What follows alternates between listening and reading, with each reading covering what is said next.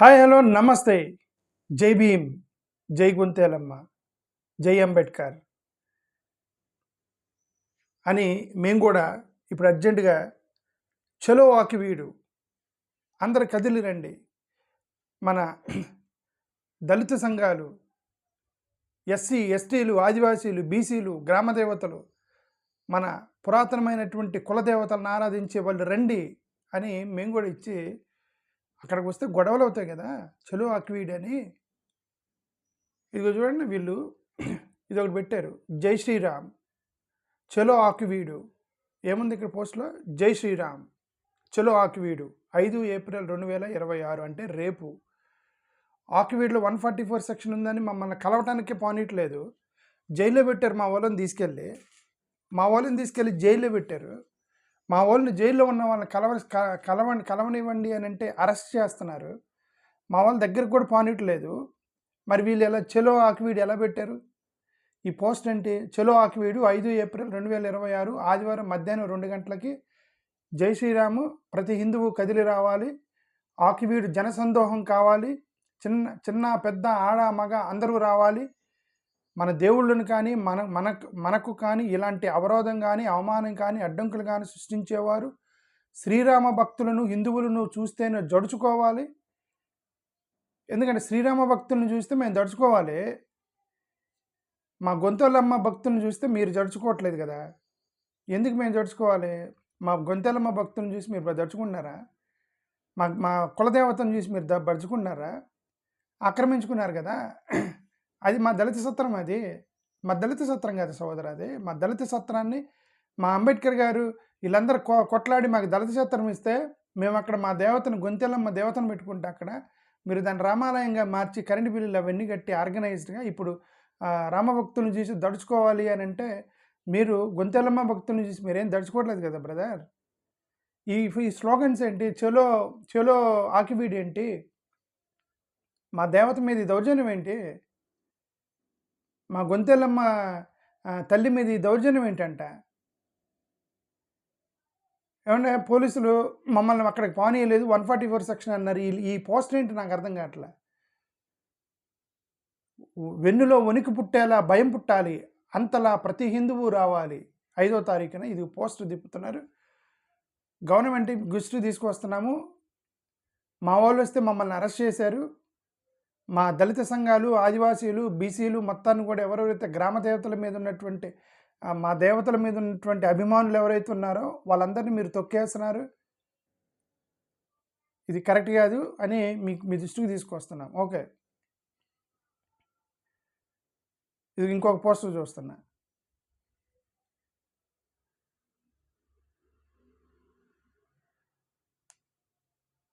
ఈమె పేరు ఏంటంటే కళ్యాణి పేదల కళ్యాణి, సినిమా ఉండేది కదా కళ్యాణి, ఆమె చేసిన పోస్టు.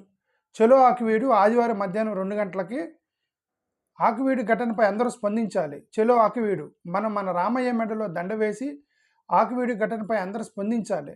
చలో ఆకివీడు, మన రామయ్య మెడలో దండ వేసి వద్దామని నేను వస్తున్నా, మీరు వస్తారా? మర్చిపోవద్దు, ఆకివీడు 5వ తేదీ మధ్యాహ్నం 2 గంటలకు జై శ్రీరామ్.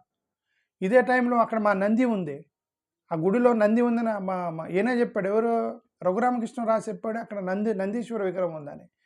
ఎవరు? మా గొంతేనమ్మకు సంబంధించినటువంటి నందీశ్వరుడు ఉన్నాడు. మేము కూడా అదే రోజు వచ్చి చలో దళితులు మొత్తం కదిలి రండి, దళితులారా రండి, ఆదివాసీలు రండి, బీసీలు రండి, మన యొక్క కులదేవతల్ని, మన యొక్క పురాతన కాలంలో ఉన్నటువంటి మన గ్రామ దేవతలను మొత్తాన్ని వీళ్ళు ఆక్రమించుకుంటున్నారని చెప్పి మేము అక్కడికి వస్తే గొడవ అయింది కదా.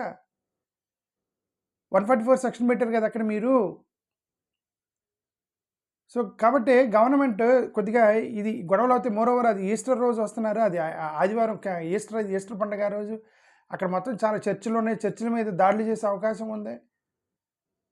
సో గవర్నమెంట్ దృష్టికి తీసుకొస్తారు. ఈ పోస్టర్లన్నీ ఎవరు పంపించానా, ఇది వీళ్ళందరూ వెళ్తున్నారన్న అంటే సరే అక్కడ పోలీసుల డ్యూటీ మంది కాదు, గవర్నమెంట్ దృష్టిది. ఇంకొకటి జై శ్రీరామ్ ఆదివారం 5వ తారీఖు మధ్యాహ్నం, ఇంకొక పోస్టర్ జై శ్రీరామ్ ఆదివారం 5వ తారీఖు మధ్యాహ్నం 2 గంటలకల్లా చలో ఆకివీడు, ఓ హిందువు కదిలిరా, నీ ధర్మం కోసం, నీ దేశం కోసం, హైందవ సైన్యం అని ఇది వీళ్ళు పెట్టారు. ఓ హిందువు అంటే అక్కడ ఎవరు ఆ గ్రామ దేవత ఎవరు? హిందువు కదా. అక్కడ గొంతేనమ్మ ఎవరు? హిందువు కదా. కాదు బ్రదర్స్, మీరు ఎందుకు వై ఆర్ నాట్ అండర్స్టాండింగ్? ఒక శ్రీరాముడు ఒక్కడే హిందువా? గొంతేనమ్మ హిందువు కాదా? గొంతేనమ్మ దేవత హిందువు కాదా? మా ఆదివాసీలు దేవుళ్ళు దేవతలు హిందువులు కాదా? మా దేవత గుడిని కదా మీరు ఆక్రమించారు.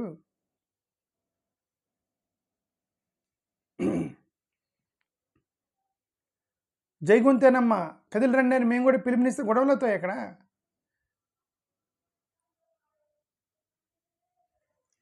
ఇంకో పోస్టర్,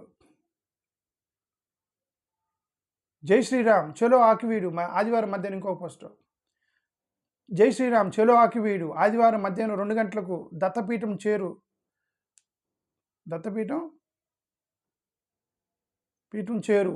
జై శ్రీరామ్ చలో ఆకివీడు మధ్యాహ్నం 2 గంటలకు దత్తపీఠం చేరుకోవాలి.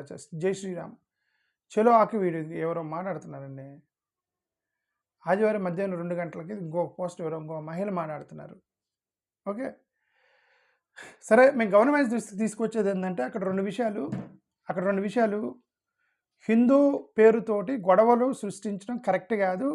గొంతేలమ్మ తల్లి కూడా మా దేవత, మా కులదేవత, మా తల్లి, మా దళితకి సంబంధించిన కాపాడేటువంటి మా తల్లి కూడా హిందూ దేవత. కాబట్టి ఇక్కడ హిందూ పేరుతో రాజకీయం చేయొద్దు. ఇది కులాధిపత్యం. ఇది వచ్చి దళితులు ఆదివాసీలకు సంబంధించినటువంటి దేవతల మీద మీరు దాడి చేయడం కరెక్ట్ కాదు. పాయింట్ 1. పాయింట్ 2, అది 144 సెక్షన్లో ఉందని మా దళిత సంఘాలను మీరు కలవనివ్వలేదు. 144 సెక్షన్ ఉందని మా దళిత సమాజాన్ని మీరు కలవనివ్వలేదు. మరి వీళ్ళు ఎలాగ చలో ఆకివీడు వెళ్తున్నారు? పోలీసులు ఏం చేస్తున్నారు? గవర్నమెంట్ ఏం చేస్తుంది? మీరు ఏం చేస్తున్నారని ఒకసారి మీ పోలీసుల దృష్టికి తీసుకొస్తున్నాము. మోరోవర్ అది క్రిస్మస్ ఈస్టర్ పండుగ ఆ రోజు.